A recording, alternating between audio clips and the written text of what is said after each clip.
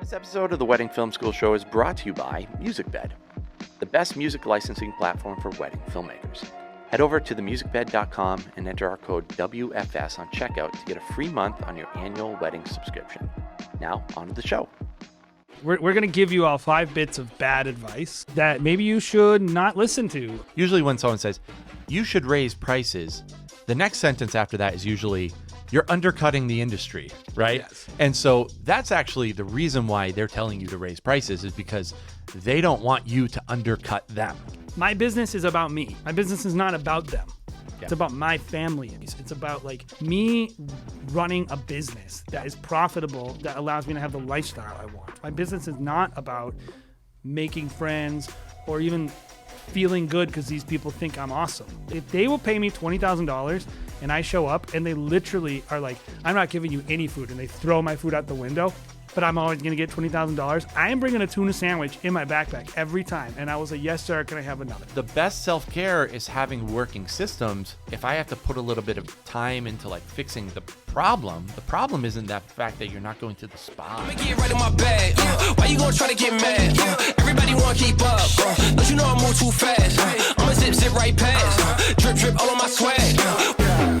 All right, everybody, welcome to the Wedding Film School Show. Back again for another great episode. As usual, I'm here with my business partner, friend, and overall, partner in crime. A person who does weddings. Yeah, Jason McCutcheon in the house. We have another, again, great episode for you today. Jason, what are we talking about today? Today we're going to talk about we're going to give you all 5 bits of bad advice that maybe you've received over the years that maybe you should not listen to. I'll say this as a preface to the episode.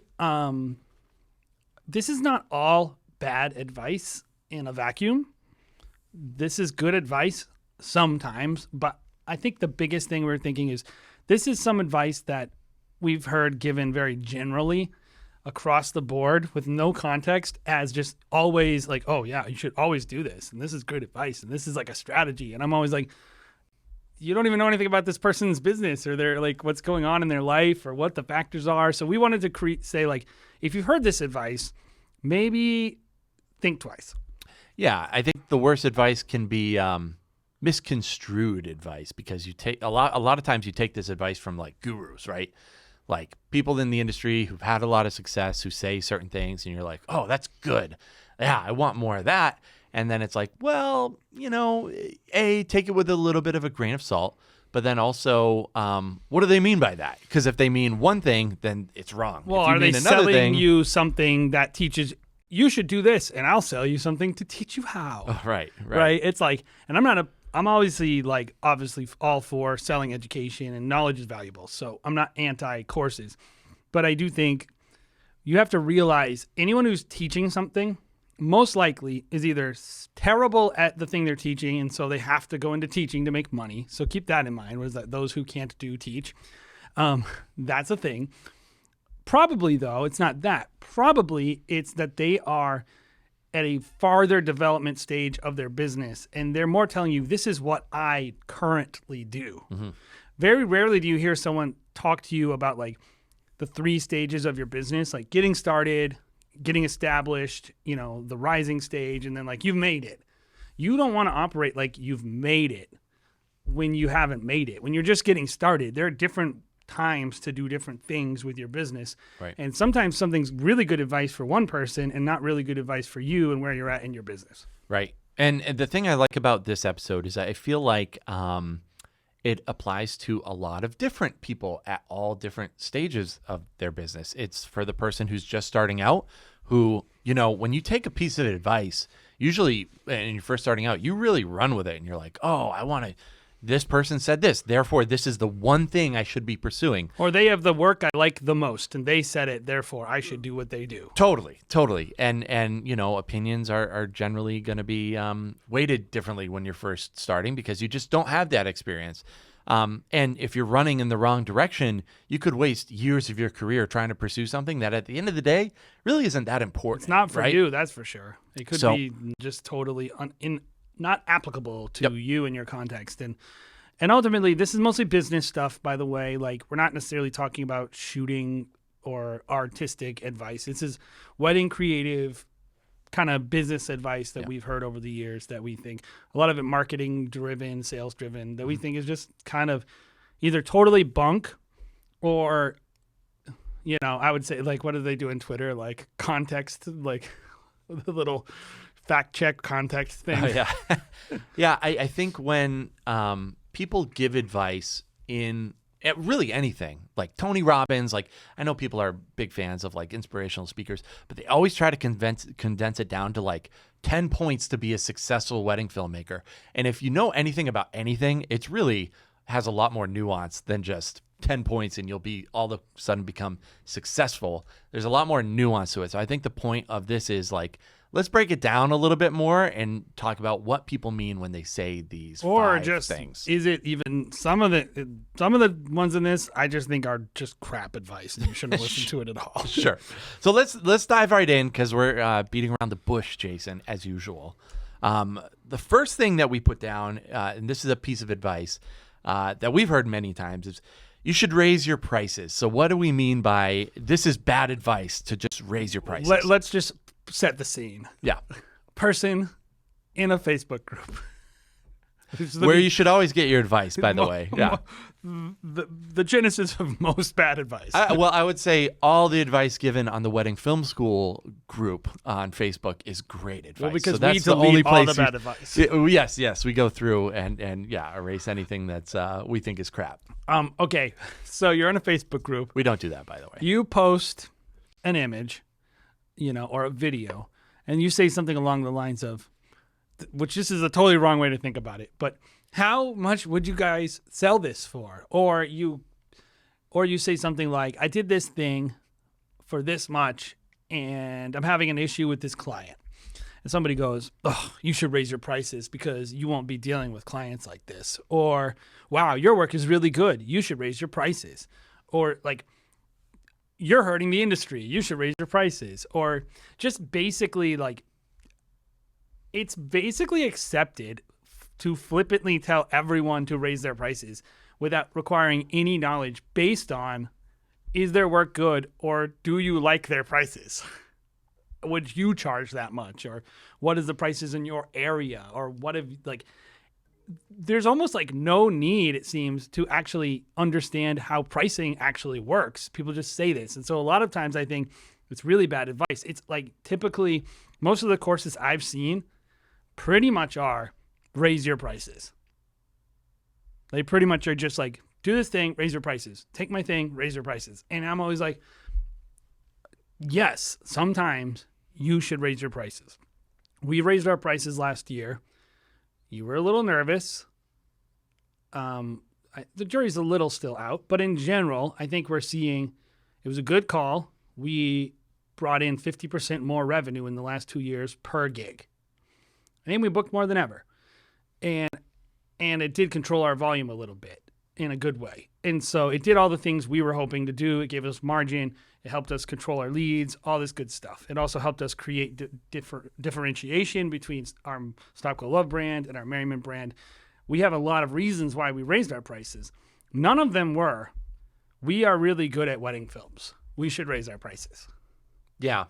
Well, I think someone could say kind of to that because we are really good at it and we can demand what we're charging for our films. Sure. So that's kind of like a prerequisite. But the problem with this that I find a lot of young filmmakers doing in their business, side of things is just being like, well, I'm good. Therefore I should charge what I think I'm worth. And it's not based on demand, right? Like I'm as good as that guy. Your work should inform your demand eventually, right? But if you think that you're worth an $8,000 film and you're only getting 5 leads a year, that's probably not a good time to be raising your prices to $8,000. You need the demand to back it up. So like, yes, if you are good enough and you're charging $4,000 for $8,000 product, what I would say is fill up your schedule with a bunch of $4,000 films and get to the point where you feel like you're maxed out. That could be 20 weddings. It could be 30 weddings. If you're doing it all by yourself, prove it. Do it. Go out and get the work. And then once you're fully booked, I think that's the best time when you should be raising prices, where you, like you said, trying to tamper down your demand and just make it so that, hey, we're trying to just keep our volume down to what I feel comfortable being able to work, and just slowly raising prices that way. That's how you should be raising prices. You know, they always call it over on How to Film Weddings, crockpot, right? You know, slow. I've never heard of that podcast. What podcast is that again? But they, crockpot method. Yeah. It's like you slow and steady. Yeah. You know, you slow and steady build it. And I think that is really how pricing should go. It should be a slow and steady build. And I think the first factor is, okay, what's the baseline price in your market? And and that's where quality comes in, right? If I look at the baseline price in my market and I am reliably as good as my competitors, okay, that might be a good base price. But raising prices, like keep leveling up, ultimately is about demand. The most important factor into really, really leveling up your pricing is about demand. And of course, the second level is networking, right? Do you have access? We base our pricing now based on the level of the weddings our planners have. Yeah. I'm much more basing my pricing off their budgets than I am off even the market now for Stop Go Love, because we know we're more expensive than the market, but we're affordable for the planners we work with, and that's kind of that's where we are with that product. With Merriment Films, we're selling directly to customers. We're competing with every other filmmaker, and we need to, when someone sees it, they need to be like, that seems about right. Like, we can't be like, what the heck? Why is this so expensive? Right? And like, that matters. And if you don't think it matters, you don't understand consumers. And so this is what I'll tell you about pricing. A lot of things, because I really care about this subject, but also just think of yourself as a consumer and how you would feel if you saw a turkey at the grocery store. And people always talk about like educating someone. We're going to talk about that later, and value and all these concepts, right? But you're still going to have sticker shock if you see one turkey $80 and the other turkey $20. Oh yeah, if you read that other one, you'll see all these great things about it. You're not even going to read that label. You're just going to look at the $20, $30, $10 turkeys. Like, oh, this one's 30, this one's 20. Oh, this one seems better. Let me read the label. You're not going to just look at something that is 4 times more expensive than you ever thought it was going to be. So you don't want to be at that point if you're having to talk to customers. And so price raising is about the ability to hear no a lot. Like, you should be raising your price when you can afford lots of no's. I was talking to someone the other day, and they keep raising their prices, and I finally was like, show me your last wedding seasons. And they've never done more than 10 weddings of their own booked weddings. They should never have raised their prices. Because unless they just want to do 10, but I would say that's not most people. That was not what they wanted. Yeah. They were just following advice. They were thinking, like, if I raise my prices, I'll be perceived as a higher end filmmaker. Well, and I'll get more demand. Yeah. People will see. Just raising prices. And it's actually opposite. When you raise prices, you get less. Like, our hit rate went way down when we raised our prices that much. We got 900 leads last year or something, 950. This year, it's the beginning of December. We're already 1,100. We have booked less weddings this year than last year with 20% more leads. Right. And our pricing went up pretty significantly, probably 20%. Yeah. It's directly due to pricing. Your hit rate is going to go down. So it's just, but we can can afford a lot of no's because we have a strategy that's generating enough leads to let us do whatever we want. Yeah. And I would say we're not getting more leads because we raised our prices. Actually, I don't know. Maybe we are, like, because we're just seen as a more high-end person. We're working nicer weddings. There's like an indirect correlation. Yeah. Like, you get into higher-end weddings, so your stuff looks better. And this is all true, but like, walk before you can run. Right. Like just if you're not booking a full season, plus you gotta, if you're not saying no to people.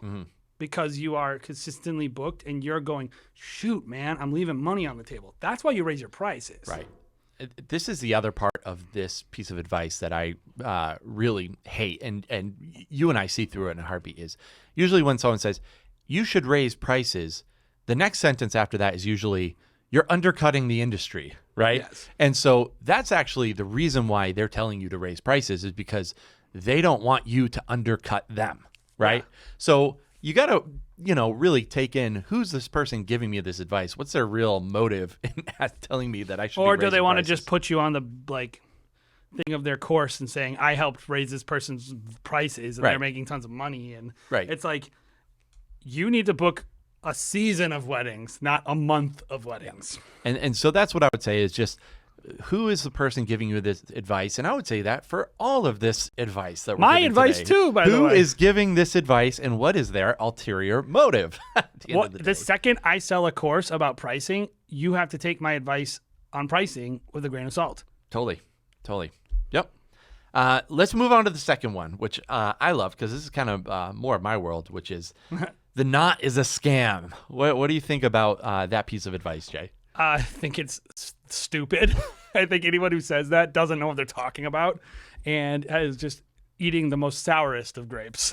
And I think I would probably agree. I think that person's probably had a bad experience. No, let me say on the nice way. Pretend anyone who's listening, pretend I didn't say that, and I'll say the less hyperbolic way. I think that person probably has had a bad experience and is having their feedback more informed by their emotions rather than real data. Right. Let me just preface this part of our conversation by saying we have a lot of experience here, right? Like we've been working with the Knot and Wedding Wire since we started, really, probably at least since 2012. So 10 years plus at this point, I think was when we started working with the Knot, right?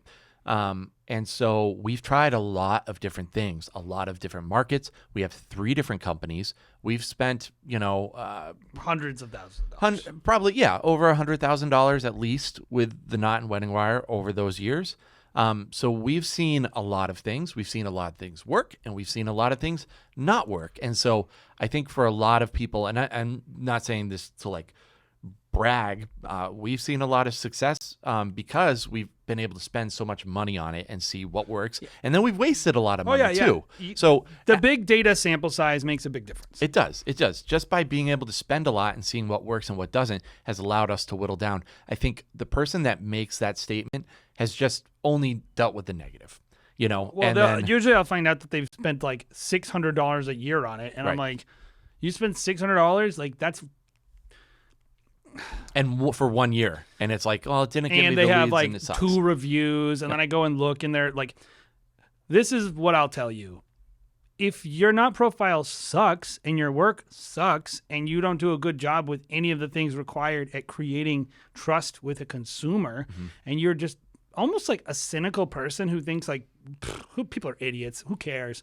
And I put my stuff up there, people should click on it. It's like, you literally don't have the self-awareness to know that person's profile looks better than yours, that person has 20, 30, 40 reviews. And hundreds of reviews. Some of these companies, some of these videography companies that you go on in your local area will have hundreds of reviews. NST Films or something like that, that's running a booking agency. What do you think they're spending their money on?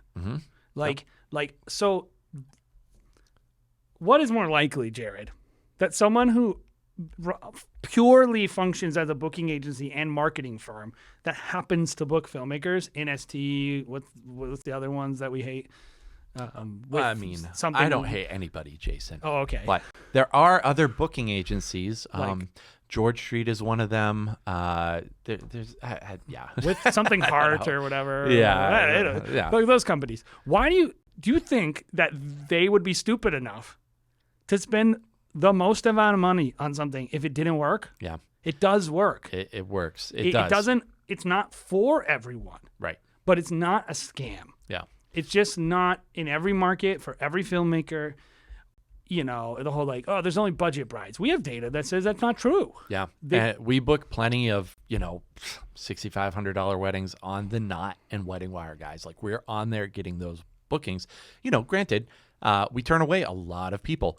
And this is a thing I see a lot with the Knot and Wedding Wire is they just have a bunch of fake leads, which is true. Probably true. It seems probably true to me. I just see the people who come through and I'm like, this is not a real person. This is Carrie Haskins1234 is not a real person, like at gmail.com. Like, But that's a fake person. it might literally just be scammers, fishers. It might not, it might have nothing to do with the knot. Yep. It's just like a publicly available email portal to you. Think of it this way, like, what if people did that with their own form on their site? Like, forms on sites are stupid. Yep. It's like, we have all these scammers. Yeah, scammers will fill out the form on your site. Yeah. Yeah. They do. Anywhere where someone can get a hold of you, they're going to try to scam you. Yep. So, Yep. But we can definitely say that some of these people are real. What I would recommend to somebody is don't talk to people on the Knot and Wedding Wire. Get them over to your site ASAP. Yeah, Like, that's what we do. That's a Yeah. piece of advice I'd give out to people in this world, just so you can control that lead a little bit better. It makes it so that, hey, this is actually a real person. It also gets them over to your, world faster of just seeing work and getting them into your ecosystem. maybe we'll do like a full thing about this someday. Yeah, I but think like- it would be beneficial to But people. like show in them general, numbers. I'll just tell people quick hits with the Knot. Yep. You got to get reviews. Yep. It will not work if you don't get reviews. Yep. You have to pay for a premium listing. If you're not on the first page, it will not work. You have to make sure you have to be honest. And if you're not able to be honest, get someone else to be honest. Pay me on a consult and I'll be honest with you. Yep. Like with how your front page presentation looks, it has to look good. It has to look much better and it has to stand out to your competitors. And then you got to get them onto your site. Get them off the Knot and get them onto your site. And like in general, if you do those things and your market can bear your prices, Yep. and you're not actual garbage compared to the people around you, like you'll make some money. The key here is this, is like you have to have a concept of what is a reasonable cost of acquisition for a Exactly. new customer. And like it's like, so you spent $600 to get customers. I only got one customer. Do you know how much we pay per customer? Like we are totally fine to pay $300 per customer to acquire a customer. Yeah. $400. I'm happy with $400 per customer. And like when there's someone like me, I don't have invest close to as much as NST, by the way. Yeah. So what do you think the value is to acquiring a lead on the Knot or Wedding Wire compared to somebody who's in your referral Oh group? yeah, because people always go like, I get free leads. Right. Like, so there's referrals, which are free, right? Maybe a sister of somebody's wedding that you shot, or even from a planner or whatever, from these referral circles, right? What is the benefit of a Knot lead? It's really the difference between like regenerative leads and depleting leads. And like anytime you get I always say from the wild, anytime you get a customer from the wild, that is inherently more valuable than a referral. Yeah. Because a customer from the wild opens you up to new referrals. Exactly. You're creating new referral circles, right? And that's what we found is like, you got to think of it this way. When you get a lead from the Knot, yes, they might book great. You booked a $6,500 wedding. That's crazy. But how many more $6,500 weddings are you going to get from that one person potentially? Yes. So you got to think of You it. might work with a new planner. Yep. Probably not, but maybe. You might work with a new photographer. You might work at a new venue you've never worked. Like, we all know one of the issues people love, like, oh, I love referrals. I work at all the same places. And I'm like, that scares me. You know how that, when I talk about our business, I'm like, oh, I'm working with the same people too much. Yep. Like, it scares me. You know, Because what happens when that planner, that venue, whatever, they find someone else and they forget about you, then you're shit out of luck. Well, I was talking with someone yesterday, and who will remain nameless, and he was telling me, you know, you end up working with the same 4 or 5 planners at the top of the market, and if one of them has a baby, yeah. it's like there's nothing wrong with that. That's great to Yep. have those relationships. We have those relationships. We depend on them. Yep. But we don't want to It could be like a $50,000 swing at the top of the market for you easily. And so like you want to be adding new, like just a lot of people have this problem where they start their business and they're doing really well Yeah. because they got all their young married friends to give them shoot weddings and it's beautiful. And then they get a few friends, and as they get older, like me and you, we're getting older. None of our friends are getting married anymore. Yeah. We're all in the kids having stage. Yep. And like the same thing is happening to your clients. Yep. They don't have any more friends who need to hire you. Yep. So you need new clients. Yep. So I think just having something like the Knot gives you access to new people, and that is very valuable to you. So for years to come. This would be my kind of 1-2 point for people that have been disenfranchised by something like The Knot or Wedding Wire is try again, I would say, but also try different markets.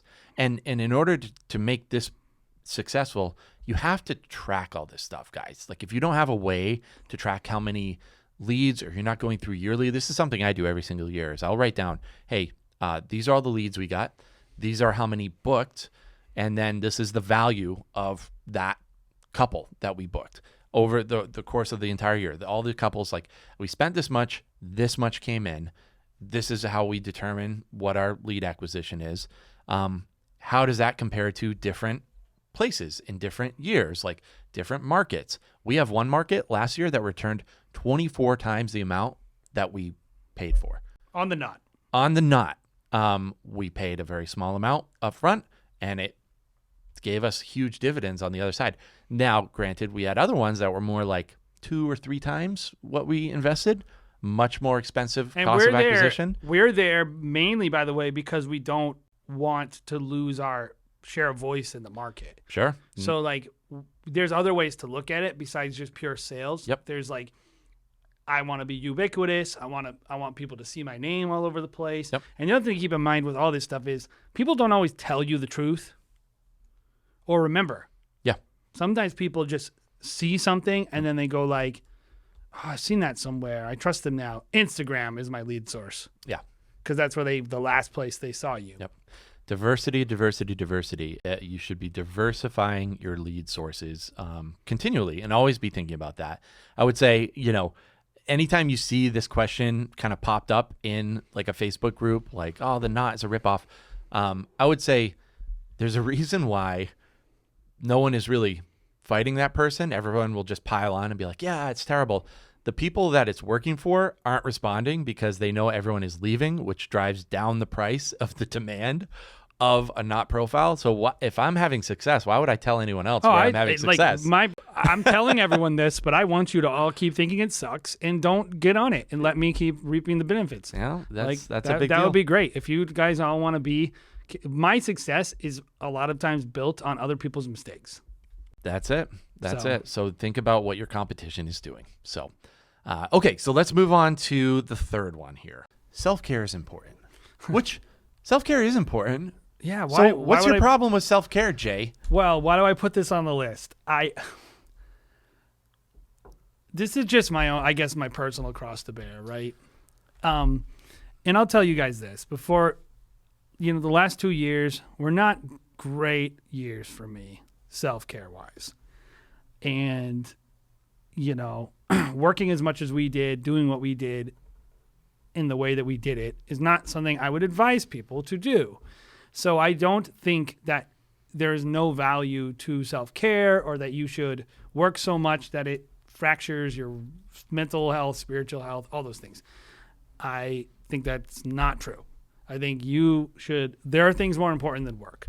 That being said, as advice, most of the time when I see someone that's one of like the small bits of advice that people will never push back on. Like if you say I'm burnt out, everyone will say self-care is important. No one will ever say to you, how many weddings do you shoot? Oh, 7. Why are you burnt out shooting 7 weddings? Oh, you can't judge that, Jay. I freaking do this for a living. I can judge that. Like, you think I can't judge that, Jared, that someone shouldn't be burnt out shooting 7 weddings? I would say that the problem isn't what you think it is. No. The problem isn't that you're working too much. The problem is that you have other things that you're dealing with. Sure, you can be stressed. I'm not saying you're not stressed. And the problem isn't that you're not giving yourself enough self-care. That's not the problem. That's really what I'm saying is it's not advice. I've worked in churches, I've worked in high schools, I've worked in a lot of environments where you're giving people very important life advice for their life. And the way that you give advice about someone's life should start with questions.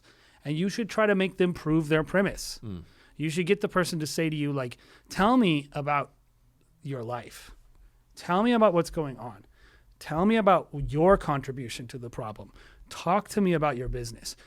Talk to me about this, that, and the other thing. And what you find, the more you work with people, is that people spend a lot of time justifying their lack of success as someone else's fault or as needing more of a break. Like, if I got more of a break, then I would be inspired. And it's like, let's talk about what's going on in your life. Oh, I'm just so far behind on edits. So I need more self-care time so I can. Right. And I'm like, no, you need to work until you're done with the edit. Right. Or you need to not be so into yourself that you can't just finish a video on time, that you think every video has to be this perfect work of art because you're such an egomaniac. You're not willing to just, keep your promises. Mm-hmm. Like, this is my issue. Is like, if someone's telling you you need more self-care and they're not asking you about what's going on, just don't listen to that advice. Someone who's not willing to sit down with you and talk to you about your life and actually understand you and try to actually get to the actual problems you're having and figure out if that is the reason. It could be the reason. But it's not just automatically the reason. And like, the fact that the advice would be you're lazy. Like, if someone just said like, maybe you shouldn't be so lazy on Facebook, that would be immediately shut down. Yeah. But it actually could be a relevant reason why you are experiencing the hardships you are. Or maybe you should dress better, or maybe you should like have better work. Like, those are all reasons why you could feel stressed. Like, what they're really saying is a lot of times is, I'm not making as much money as I think I should be in as easy of time as I thought I should be. This makes me unhappy. I don't want to think about this work anymore. That is what a lot of times people are saying when they say, I need more work-life balance or all these things. It's like, when I work, it's painful because it's not going the way I think it should be going. So everyone who says this is lazy and bad. Is the main thing. No. I think this is an interesting one. Not at all, by the way. No. I think the best self-care is working systems, right? And That would be a great self-care, right? What I mean by that is, like, for me personally, if I go away on vacation in the middle of wedding season, I'm super stressed, I'm disorganized, I'm, like, oh, this is crazy. I go away on vacation. That stress doesn't go away for me. Like, even if, like, vacation is self-care.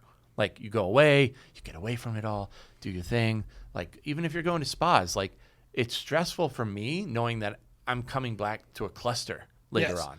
So it's the way to avoid the stress, by the way, would be for you to pretend like that problem didn't exist, which would not be healthy. Yeah, and so the best self-care is having working systems.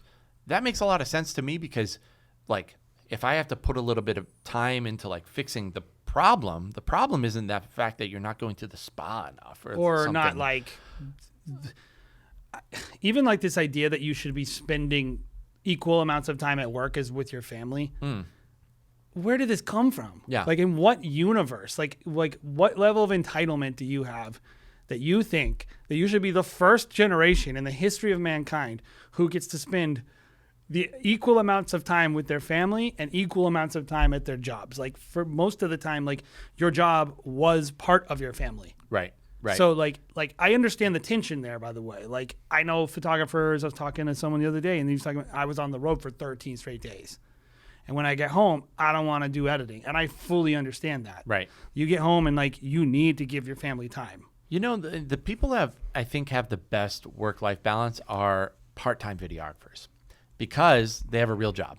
And so they're like, oh, I have to work Monday through Friday, my full-time job or my part-time job. And then Saturday I have to shoot a wedding.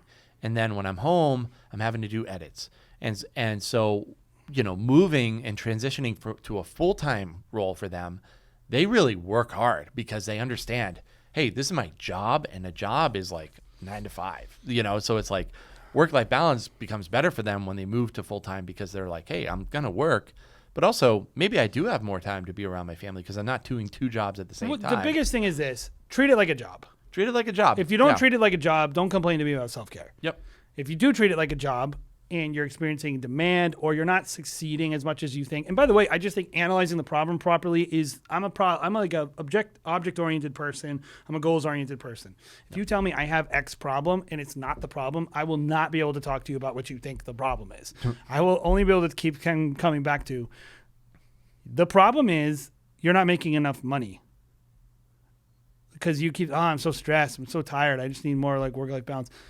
How would you feel if you made $200,000 doing this? That'd be great. I would feel so happy. The fact that made you happy, and this is what I'll tell you. A mild exercise. This isn't everything, but if you're listening to this and you think what you need is more work-life balance, and then you imagined making as much money as you think you want to make, doing exactly what you are doing now, and it makes you feel better about the work you're doing, maybe that's not the problem. Mm-hmm.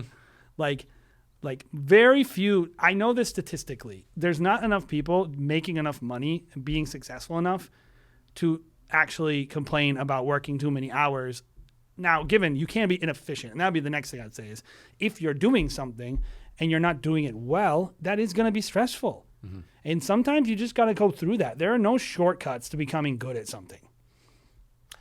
I agree. I mean, this discussion kind of leads into our fourth question a little bit. Are you ready for me to move on? Yeah, move on. Okay. Yeah, I've offended enough people about this. They think I'm like I'm anti self-care, and I like literally work at a church. So just I'm not. whipping yourself over. Yeah. Number 4 that we wrote down was, if you educate your client, they will spend more. What do they mean by that, and why do you think this is a bad piece of advice?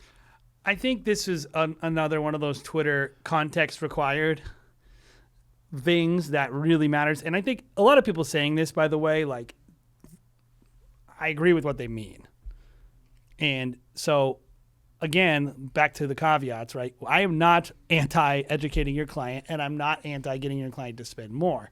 What I will say is I hear this advice all the time as if everyone is holding out on you. Like they're coming to the door and they're like, what is video?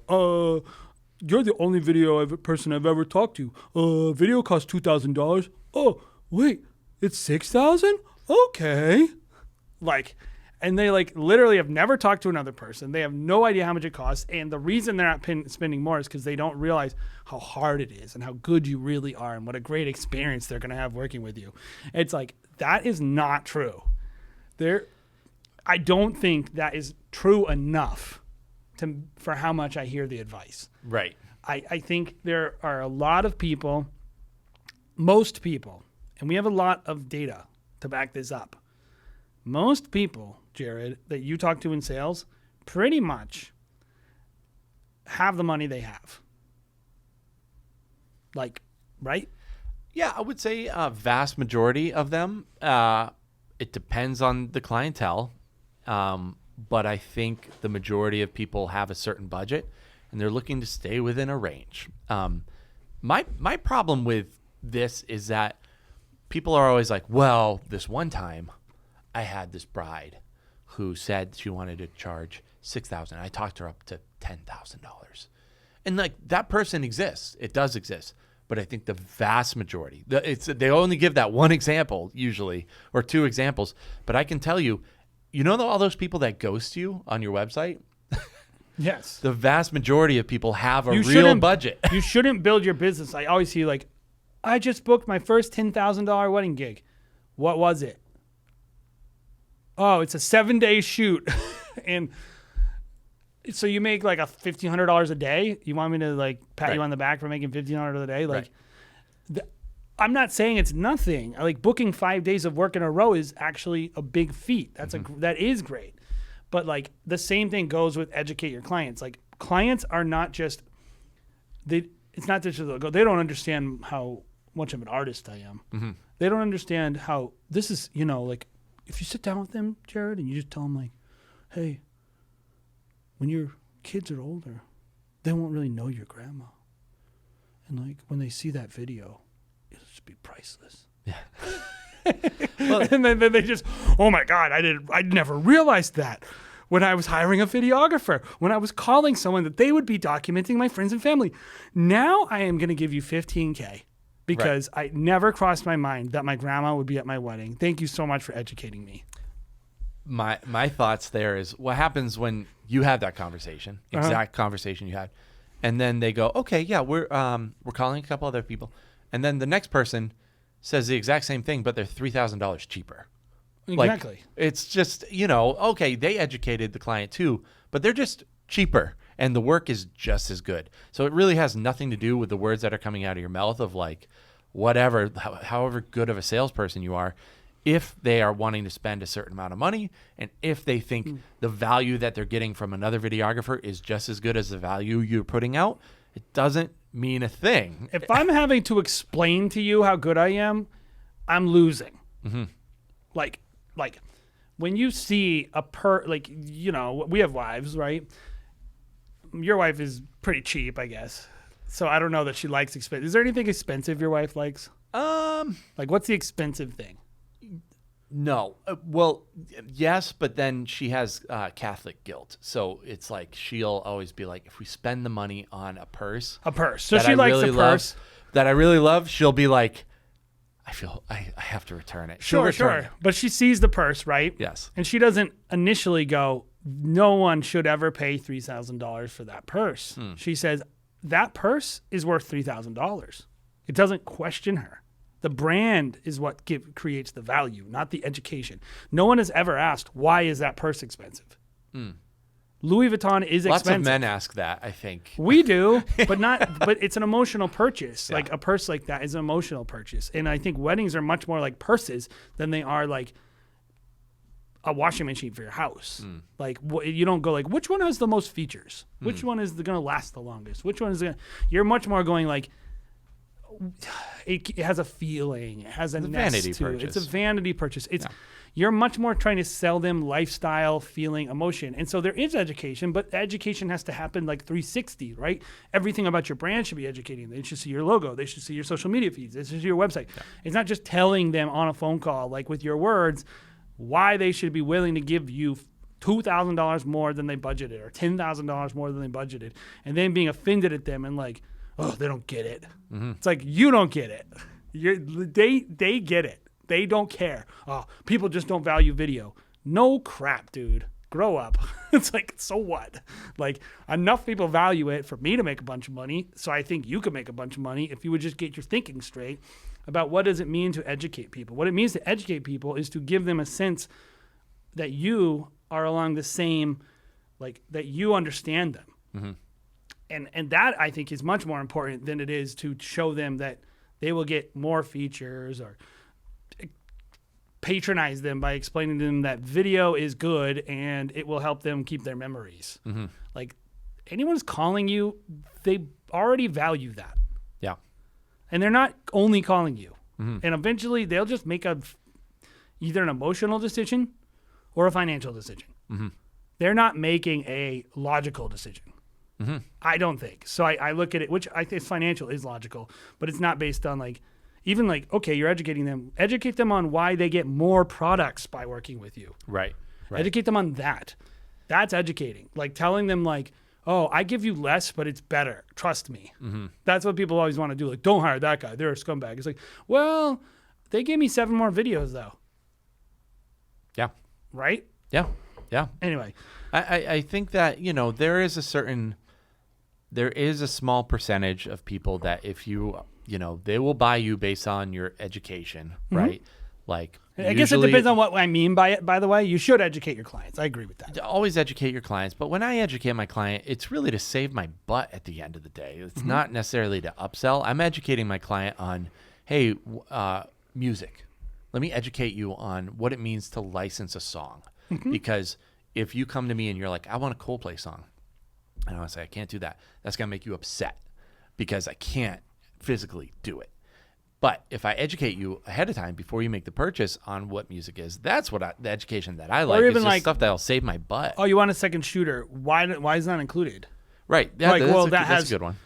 There's cost to it. Right. To me, I have to pay someone. Do you want me to not pay someone? Yep. Do you want a sucky person or do you want a good person? Like people understand like, oh, I'm getting more services. Right. I'm getting more product. I'm getting better services, better product. Yep. They get that. I would say the best, that is the best education is just educating them on the value that they get. And when I do that, I'm educating them on maybe why they should get a second shooter and spend the extra money. Sure. They should get more or less videos. But that's very practical. Yes. That's not just like spend more on me, you know, for I'm educating you on why I'm better than other people. It's more, I'm fighting myself. Like, I'm educating you on products that I sell that will be better for you to fit your day. By the way, I am totally fine with educating someone like this. Well, this is how much we charge, and essentially saying someone else will book me. So if you don't want it, then like that's all the education someone needs. If they see your work and they have the money for it and they think they're going to lose out, like how is that educating? Like if you're charging $10K for weddings consistently, which is what it's not because you proved to the world that that's what you're worth. It's that you created enough demand at that price point that you can just not care if someone doesn't book you. Yeah. Yep. So Totally. anyway, Let's move on to number 5, which is the final one today. the final question, or unsolicited advice, I should say. Yes. Which is, you should only work with people who value your work. Yeah. I don't even know what that means. What does that mean, Jared? Well, if I can put myself in that person's shoes, I would say The person giving the advice. the person giving the advice is like, I only want to work with people who really see my art as art. I see that person. They understand me. They understand me, or they want me specifically because of me and my, presets that I use. I'm making fun People of it, love but people love my look. yeah, people love my look. They love my personality. And at the end of the day, they're not going to question my pricing. They're not going to try to whittle me down potentially. Like there's all like They're who are going to your be people? better the day of. They're going to be happier at the end. Yep. And I think some of the ideal client kind of terminology can work itself into this conversation, right? Like, I Only wanna work with your in- ideal client. Only work with your ideal client. Who would you say your ideal client My is? ideal client is someone who has the money that I want to charge, who works at or who's within an hour of drive. That's my ideal client. And hopefully I can get more. My ideal client will change because I want to charge more money. So my ideal client will be the person who wants to give me more money. I only say that not to be cynical, because I know a lot of people hear that and be like, he's greedy. It's because I worked with enough people to not feel like it actually, I don't find this whole like, these people are awesome people, but rich people are poo-poo people. Like, I just feel like you never know what you're going to get anyway. So why bother like trying to guess it? I've had plenty of clients where we're like, they're amazing. And you get to the day of and they suck and they're horrible to work with. Or clients where you're like, this wedding's not nice. And you get to the day and you have a great time. But I still think like, darn, that wedding wasn't nice. It would have been a lot better if it was nice. like I just, at the end of the day, like my business is about me. My business is not about them. It's about my family. It's about my employees. It's about like me running a business that is profitable, that allows me to have the lifestyle I want. My business is not about making friends or even feeling good because these people think I'm awesome. Yeah. Like, it's really about like, if they will pay me $20,000 and I show up and they literally are like, I'm not giving you any food, and they throw my food out the window.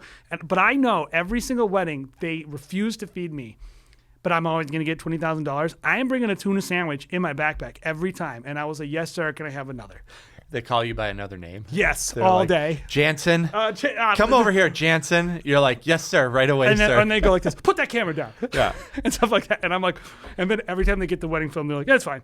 Yeah. And every time. Yeah. I don't believe that would happen. I think you have to have content. But I'm just saying, like, if I really think about it, I don't really care if I'm getting paid. Yeah.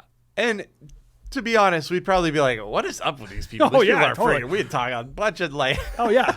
But at the end of the day, I'm still taking that job. Me too. And if the only reason it bothers me is because I think, oh man, like this isn't sustainable. Like if I'm working with people who aren't appreciating what I'm doing, I think it reflects on my business and my art. And I don't want that to be bad. I understand it because like we work with a lot of really cool people that I love and I would be friends with in real life and text message and all these things. Like we get those people too, guys. It's not just like we work with rich people, take their money and act like they're dogs all day. We work with a lot of really cool people. We're not being abused either, by the way. That's not what we.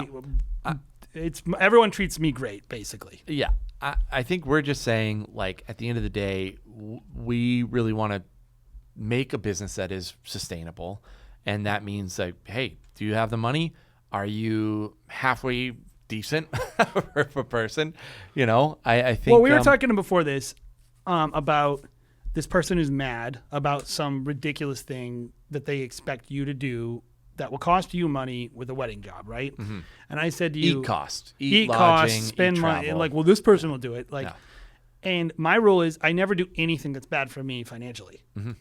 like as a policy.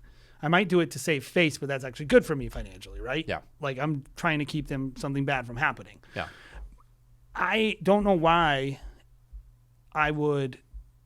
There are people. I mean, we talked about it with Josh last week. How he thinks he overly fine tuned his own marketing to not get enough clients, right? Mm-hmm. And this is really where I go with this. Is when a lot of people talk about this and they talk about their clients like only work with people that value your work, and you know everything becomes overly obsessed with working with this dream client. Mm-hmm. There's not a lot of dream clients.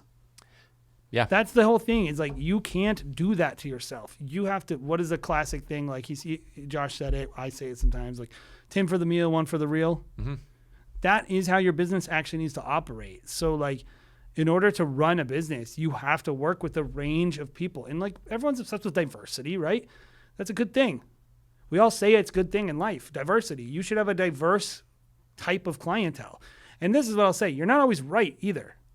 Like that wedding, I did that wedding. I've talked about it several times on podcasts. It just demoralized me. This wedding we did over summer. It was this horrible wedding. I got treated terrible. I was like, I did the worst. This wedding sucks. This is terrible. I watched the film the other day and I was like, oh, this is a dope film. This is really good. Yeah. I was wrong. Yeah. I didn't feel good about what I was doing and I didn't like how I was treated, but the film was darn good. And I did a good job and they're going to love it. And that will make me money. That film, if I show it to prospective clients, that's one of our best Cape Cod weddings. And I would be an idiot to not put it out there just because it hurt my feelings the day of the wedding. Or it's not your ideal client. Yeah. It's like, because it's good. Yeah. It's good. And someone like, and you just, I don't believe you can fine tune your work enough to control your customer's personality or whether or not they actually care about video. Yeah. Well, I think about this too, is like, if you do want to work with your ideal client because they value your work, think about your work. Think about like, hey, I'm doing something that might be really cool and trendy right now. But what happens when that isn't as cool and trendy anymore? Like right now, it's like, is it still really cool? Like, I don't even know. I don't get, is it still really cool to do elopement films at Yosemite? Or is it played out? What happens if that was your thing? You live near Yosemite and now no one wants to get married at Yosemite. Now you're kind of SOL, right? It's like, is that cool anymore? Or like, even you if like either have to adjust, but for our business, 5 other filmmakers doing the go same for the exact same thing. customer, and some of them happen to be better than you. Yep. And what happens if you have to adjust because all of a sudden no one books you? Like you're out of luck for a year because no one booked you for that same thing. Now you're having to adjust, and you're a year behind everyone. Like it's just like, I don't know, putting all your eggs in one basket of just like, I'm talent. I only want to work with people who value my talent. It's a little scary to me, like personally. No one would ever, like, what if you're a restaurant and you operated like, I'm only going to serve food to people who appreciate what I do. My dad, me and my wife were eating at a restaurant the other day, and my wife goes, what restaurant could we ever take your parents to that would impress them? And I said, nothing. I don't think I could ever impress they don't have good taste. Like they don't know what good food is. Yeah. They will never ever be able to appreciate good food. Yeah. And that shouldn't offend the chef. Yeah, sure. That shouldn't bother the chef. Sure. He should care that there are enough people in his restaurant who do get it and they're Right. willing to give him the money. And if my parents did come to the restaurant and they said, I want $800 of dinner, and then they go, bad, yucky, gross, and they just eat their way through the food, they might go, that guy's a jerk. That guy's crazy. But if you came back every week and kept giving them an $800 tab, they would be like, okay. like that doesn't happen. So that's why you need to care about like customer experience. You do need to care that people love it and they like it and they appreciate it. Yeah. But like, don't get so obsessed with them liking it the way you like it. Yeah. To use your restaurant analogy, because I think it's a good one, is how many restaurants in Providence have gone out of business that are just hipster restaurants that are like, I only want to serve food to hipsters? Yeah. How many of those go out of business All the every time. single year? How many times have you been to a restaurant, you're like, I love this restaurant, and then it can't generate enough money? Right. Because either their food is too expensive to make, the quality's actually too good, Yep. or the too fine-tuned to too small of an audience that, quote-unquote, gets it. It can't get people like your mom and dad there. Whereas Capitol Grill, Fleming's, Chain Ruth's Chris, steakhouses. chain steakhouses that will be there now and they will be there forever, and they will serve higher quality food and make way more money because it's just like, hey, they do a good job every single time, and their doors are open to everybody who has the money to come pay the bills. Like that's a great analogy. I love That's food weddings. Yeah. Weddings are supposed to be universal experiences. They're not supposed to be these fine-tuned things. And it's like, you're telling me you could only shoot a wedding with this floppy-haired hipster in Iceland? You're not a good filmmaker. Mm-hmm. You suck. Mm-hmm. Like, you're not good. Shoot a real wedding, please. Thank you. Which a lot of people can do. Like, anyone who's really good can. They can work in all conditions and work with all types of couples. Doesn't mean you put them all on your social media. Show what you want to grow, right? Yeah. But, like, you hear this advice a lot from people who are giving this advice who that's not what they mean. They don't mean like that. They mean don't work with people who disrespect you. And I agree with that. Cool. Don't work with someone who disrespects you. If someone's rude to you and mean to you and like, I think there's a line you draw. That's fine. But like, Yeah, there and with this, I mean, we talk about being abused. I wouldn't even say abused. we're just but, kidding about that. you know, like, we don't get abused. We get treated great. Yeah, treated great. But even if you don't get treated great, like I think it is important for a person to like find where the lines are. Like I know people who have walked off of weddings because of things groomsmen have done, and I think there should be a line there, and it should be in your contract, by the way, of like, if this line is crossed, I am leaving, kind of thing. And so We have some lines not even in working with your sales where the ideal person's client. like, if they say certain things, we are like, we don't want to work with you. Right, Like, I'm not saying you should just work with everyone who has money. right, I'm saying, though, like, don't reject people who have money just because you have some preconceived prejudice about who you think is actually good enough to consume your art. yeah. Yeah. That's all I'm saying. I think Josh is saying really sums it up really well. What the one you just said, just 10 for the meal, 1 for the real. I think that's such a good concept. How many weddings do you really have to put on your website at the end of the year? Like new work, like 3 to 4 new Even films. if you're like with 15-second reels, you don't need the whole wedding to be good. You Right. can just show off 2 or 3 good parts. Yep. I think I could show off 15 seconds of every wedding we shoot. Yep. If I had to. You show what you want to grow, and if you get those opportunities, you take them. But like, don't shut down people that have, are just like open hand, looking to feed you. Like, I think that's a big deal. So, anyways, guys, hopefully this conversation between two very jaded filmmakers has Tired. been beneficial to you. But I do think it's just from our personal experience, things that we think can really hurt people's businesses by taking this advice for years on end. Well, and just taking it without context. There's proper context for all this advice. Yep. If you're working with someone and they're actually talking you through it, and this is the advice they give you, and you respect them, great. If they just any advice should just be like, what's that person's what's the buy-in level to this conversation before you take it? Like right now, I'm telling you my random thing. I could be totally wrong for your business. Obviously I want you to listen to my podcast. So it's like, I have a stake in the conversation too. So anytime you're hearing this stuff, I'm just mainly saying, don't blindly listen to this. It's universally accepted and not pushed back on, because these are the things we all want. They're aspirational. That's the thing about all 5 of these. Every one of these things we all want to do. And that's good. We should want to do them. But it's not always the right move for you in that moment to fix the problem you're having. Yeah. Well, I'm completely unbiased. So, guys, make sure you're tuning in every other week here on Wedding Film School Show. Also, on a pretty weekly basis, I would say, we host WFS Live over on our YouTube channel. Jason, Bobby, and myself, kind of a little rotation going on. Most of the time it's Jason, I would say. He's kind of heading that show up. I'm the whipping boy. That's where we review your wedding films on a weekly basis. Usually we do 3 to 4 of those. Sometimes, and I'll tell you if it's the film that's the problem and not one of these 5 things. Right, exactly. Sometimes we'll mix in websites. Sometimes we'll mix in pricing, which we talked a little bit about today, to just give people critiques and help you grow your business. So make sure you are tuning in there. Facebook group, 16,000 strong. People that are looking to have conversations about wedding filmmaking. If you're not a member, make sure you join there.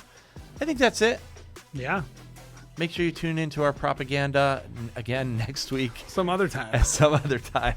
And we'll see you next time here on the Wedding Film School Show.